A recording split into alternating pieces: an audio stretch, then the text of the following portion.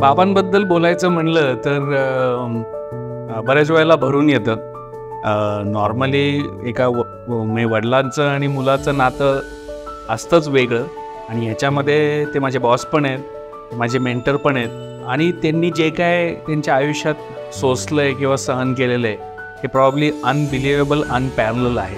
Vilas Javadekar sir म्हणलं की एक फादर फिगर, इन्स्पिरेशनल फिगर हे तर डोक्यात येतच. सगळ्या इंजिनियर्ससाठी हे एक प्रेरणास्थान आहे की इंजिनियर कसा असायला पाहिजे आणि इंजिनियरचं बिहेवियर कसं असायला पाहिजे.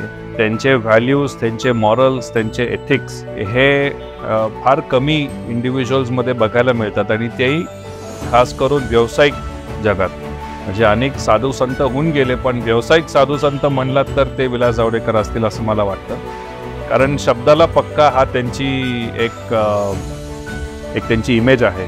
त्यांचं आयुष्य किंवा त्यांचं बालपण इतक्या कष्टाचं आणि इतक्या अवघड परिस्थितीचं गेलेलं आहे की त्याच्यातनं एखादा माणूस इतका सकारात्मक कसा होऊ शकतो, पॉझिटिव्ह कसा होऊ शकतो, लोकांना देण्याची वृत्ती कशी निर्माण होऊ शकते. कारण बऱ्याच वेळेला तुमच्याकडे जर नसेल तर तुमच्यामध्ये देण्याची कपॅसिटी किंवा दानत पण येत नाही.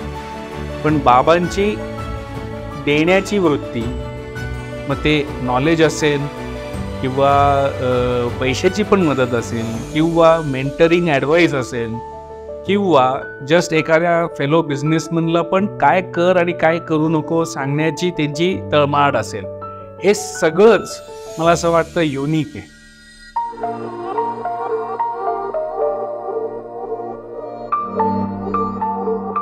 बाबांच्या साईट्स ह्या अनेक ठिकाणी पसरलेल्या असायच्या महाराष्ट्रामध्ये. म्हणजे अगदी पार नंदुरबार, गडचिरोलीपासून ते रत्नागिरी आणि सिंधुदुर्गपर्यंत, आणि अख्खा महाराष्ट्र हा त्यांनी बघितलेला आहे.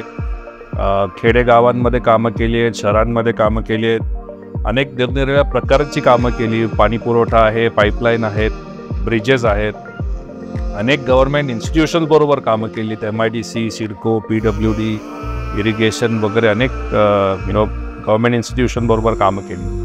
पण त्यांच्याकडनं बघून काय शिकावंसं वाटतं किंवा काही घ्यावंसं वाटतं तर हे की नेव्हर से डाय ॲटिट्यूड. कधीच ते हार मानत नाही, कधीच कुठल्या प्रॉब्लेमला फार मोठं होऊन देत नाही, आणि सोल्युशन ओरिएंटेड विचार आणि पॉझिटिव्ह थिंकिंग हे त्यांच्याहून मी आत्तापर्यंत दुसऱ्या कोणाला बघितलेलं नाही आहे. आम्ही त्यांच्यामध्ये ॲज अ इंजिनियर सुरू झालो, त्यांच्याकडनं बरंच काही शिकायला मिळालं. अजूनही शिकण्यासारखं बरंच काही आहे. बऱ्याचदा वाटतं की त्यांच्याबरोबरचा सहवास हा कमीच पडतो. सो त्यांची टेक्निकल ॲबिलिटी असेल to solve any problem on construction site, त्यांचा hands on experience in excavation आणि एनी काइंड ऑफ RCC आणि स्टील स्ट्रक्चर इतका अमेझिंग आहे की साईटवर आलेला कुठलाही डिझाईनचा प्रॉब्लेम असू दे, 1 मिनिट कॉल आणि सरांकडे त्याचं सोल्युशन नाही असं झालेलंच नाही.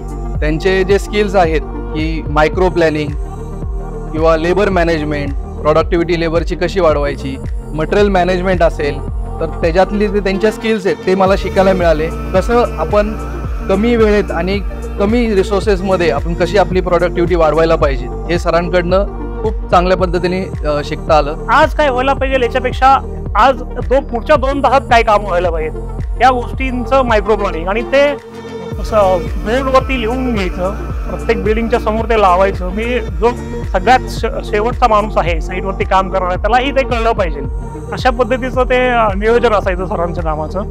ह्या गोष्टी सरांकडून शिकायला मिळाल्या. Junior most staff member at site किंवा वर्क साईट किंवा एखादा लेबर असेल तर त्या लेबरची विचारपूस करून तुला काय प्रॉब्लेम आहे, तुझा आउटपुट वाढवण्यासाठी तुला इथे साईट सेटअपमध्ये काय गोष्टी कराव्या लागतील, how we can incentivise him or her की जेणेकरून आपली प्रोडक्टिव्हिटी इम्प्रूव्ह होईल, याच्या मागे सरांचा खूप मोठा कल असतो. ही साईट एन्जॉय कशी करावी, ते ऊन कसं एन्जॉय करायचं, धूळ कशी एन्जॉय करावी, कष्ट कसे एन्जॉय करावे, हे म्हणलं बाबांनी मला खूप लहानपणापासून शिकवलं. आणि त्यांचं एक नेहमी एक वाक्य आहे की जिथे संघर्ष तिकडे समाधान. सो ते मला नेहमी सांगायचे की तू संघर्ष शोध. आपण बरेचदा संघर्षापेक्षा लांब पळतो की जिथं अवघड आहे तिकडे आपण जात नाही, पण बाबांचं एक तत्व आहे की जिथं अवघड आहे ना तिकडेच तुला समाधान मिळतं. पहिले आपल्या स्लॅब सायकल ह्या 22 ते 30 दिवसात होत होती एक स्लॅब सायकल, ती त्यांनी 12 ते 13 दिवसावर आणली. ती कशी करावी आणि टेक्निकल कशी करावी ह्याच्याबद्दल त्यांचं जे नॉलेज होतं ते खूप चांगलं होतं आणि त्या पद्धतीने आजपर्यंत आपण जे काम केलंय त्याच्यामध्ये कंपनीची ग्रोथ ही खूप वाढत गेली आहे. हम लोग साइट पे रहते हैं तो हम लोग तो दिन रात देखते हैं, लेकिन सर का एक 15 मिनट का या 20 मिनट का जो ऑब्जर्वेशन है उसमें सर को पूरा स्टोरी समझ में आता है कि क्या चल रहा है. जेव्हा कधी डिमोटिवेट होतो तेव्हा मला मोठ्या सरांचा चेहरा दिसतो की ते आजही एवढं वय असूनही ते साईटवर येतात यंग असल्यासारखे आणि साईटवर येऊन सोल्युशन्स देतात. सो असं वाटतं की सर ह्या वयात हे करू शकतात तर आपण तर यंग आहे, आपण तर करायलाच पाहिजे.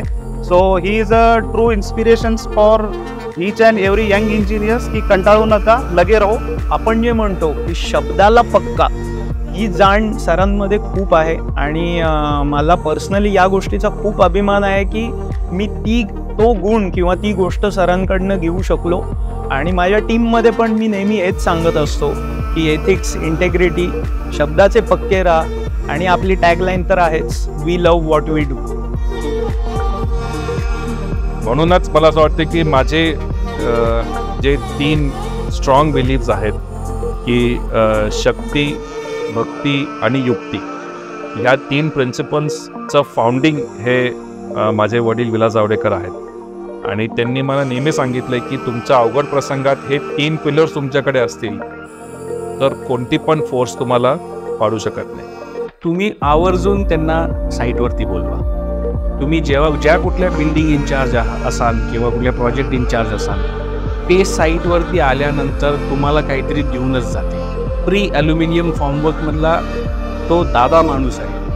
तर ह्या अशा मेंटर्सला आपल्या साईटवरती बोलवून त्यांच्याकडनं इंजिनिअरिंग प्रॉब्लेम्स सोप्या रीतीने कसे सॉल्व्ह करता येतात हे जर तुम्हाला शिकायचं असेल तर he is your best go to person. जरूर त्यांना बोलवत जावा.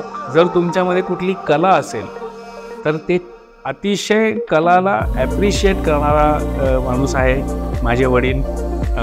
मग ती कुठलीही प्रकारचं म्युझिक असेल, वाचन असेल, परफॉर्मिंग आर्ट्समधलं कुठलाही भाग असेल, नेहमी आपण म्हणतो की पुणे भारी आहे. का भारी आहे तर ह्या कल्चरमुळे भारी असतं आणि त्याच्यासाठी पण बाबांचं योगदान हे म्हणजे अनइमॅजिनेबल आहे. आपल्याला मला कळत नाही, मला त्याच्यातली जास्त रुची नाही, पण ते जेव्हा त्या सर्कल्समध्ये फिरतात त्यावेळेला समजतं की मोठमोठे दिग्गज लोक त्यांना मानतात.